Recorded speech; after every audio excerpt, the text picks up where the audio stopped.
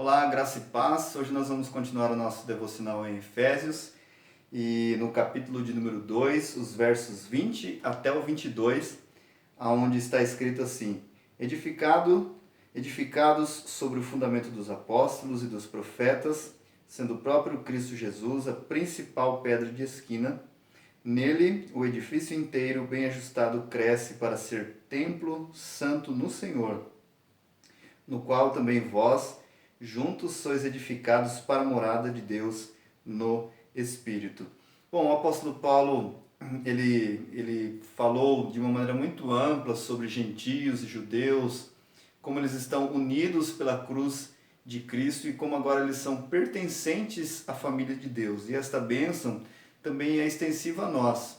Você é agradecido a Deus por este privilégio de fazer parte da família de Deus? Nós fazemos parte da família de Deus, nós somos adotados pelo Senhor, nós somos inseridos em uma comunidade, inseridos na igreja de Cristo, que está espalhada por todos os cantos da terra e através das eras tem sido formada o povo de Deus, o povo eleito do Senhor.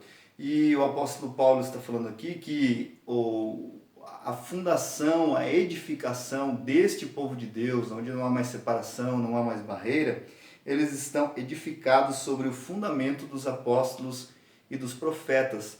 Os profetas e os apóstolos anunciaram a Cristo Jesus. Os apóstolos foram aqueles que pregaram a Cristo e este crucificado, pregaram a Cristo de modo que nenhuma outra base eles construíram a sua pregação do Evangelho. E eles pregaram mediante tudo aquilo que os profetas já haviam profetizado em todo o Antigo Testamento, ao longo dos tempos.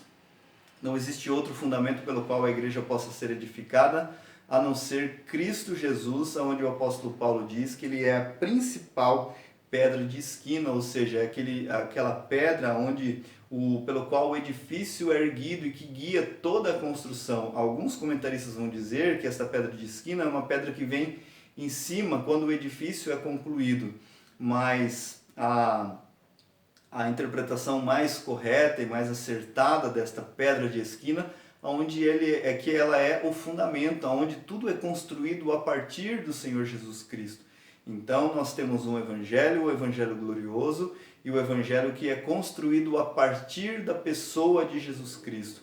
Isso sim é um evangelho apostólico, isso é um evangelho fundado no fundamento, é meio redundante isso, mas ele está no fundamento dos apóstolos de que Cristo Jesus é a principal pedra de esquina. Esta referência de pedra de esquina, se você olhar, ela vai aparecer no Salmo 118, onde o salmista está falando sobre o próprio Cristo ser uma rocha, uma pedra de esquina. E o que isso nos ensina?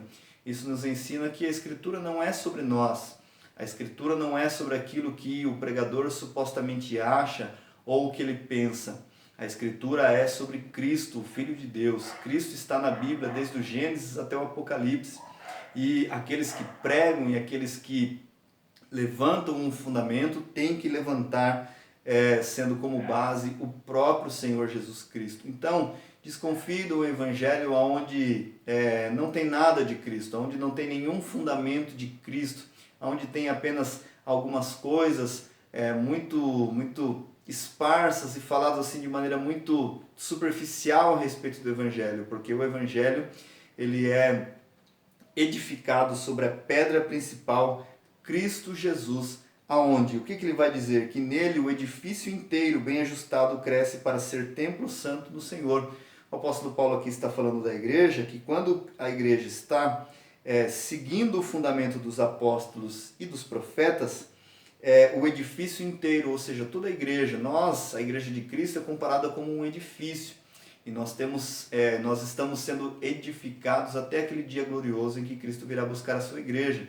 E isso está em concordância com aquilo que o apóstolo Pedro disse, que a igreja ela é comparada a pedras vivas. Que privilégio da igreja ser comparado assim, como pedras vivas que crescem para templo santo no Senhor, né? A igreja é santa, a igreja é separada deste mundo, a igreja tem uma missão especial, a missão de refletir Cristo e de ser um edifício de Deus que cresce sendo bem ajustada no Senhor. E no verso 22, o apóstolo diz assim: no qual também vós, juntos, sois edificados para a morada de Deus no Espírito. Este povo de Deus agora que é unido sobre um só Espírito, como diz a carta aos Hebreus, no capítulo 12, que diz que os santos, ou seja, a igreja de Deus, já chegou à universal Assembleia dos Primogênitos que está escrito nos céus. E nós fazemos parte deste povo de Deus que tem uma herança dada pelo próprio Cristo e que agora está sendo edificada. Então todos nós juntos, nós somos edificados para a morada de Deus no Espírito. Nós somos juntos, esta é a figura de um corpo, é a figura de uma construção, de um prédio, de um edifício, que tendo o principal fundamento que é Jesus Cristo, ele cresce de maneira bem ajustada. O que muitas vezes nós vemos por aí é crescimento exagerado de denominações, muitas vezes isso não é crescimento. Muitas vezes o crescimento da igreja pode não ser deste modo, desta maneira, mas o crescimento da igreja pode ser lento, mas é um crescimento muito sólido, onde Deus, através dos tempos, está juntando todos os seus eleitos, todos os seus filhos, para que eles façam parte do grande povo de Deus, que estará para todo sempre com Ele. E assim nós encerramos aqui o capítulo 2. Eu espero que você seja abençoado, edificado, que o Senhor abençoe poderosamente a sua vida e que você não se esqueça do seu firme fundamento. A igreja cristã tem um documento, um catecismo chamado Catecismo de Heidelberg, e no Catecismo de Heidelberg está escrito assim: qual é o seu único fundamento na vida e na morte? Meu único fundamento na vida e na morte é Cristo Jesus, meu fiel Senhor, aquele que me guardará, e nenhum cabelo da minha cabeça será perdido. Essa é a esperança do cristão, essa é a esperança pela qual nós estamos vivendo aqui neste mundo, seja em períodos de bonança, em períodos de dificuldade, nós temos um firme fundamento, a rocha onde nós podemos colocar os nossos pés, ou colocar a nossa cabeça, assim como fez Jacó, lá no livro do Gênesis, e descansar e repousar sobre ela, porque nós estamos firmados e a igreja cresce, porque o seu Senhor é um construtor fiel, é um agricultor fiel, é um arquiteto fiel. São essas figuras, muitas vezes, que Deus usa para se referir ao trabalhar de Deus para a sua igreja. Que Deus abençoe poderosamente a sua vida e até a próxima, se Deus quiser.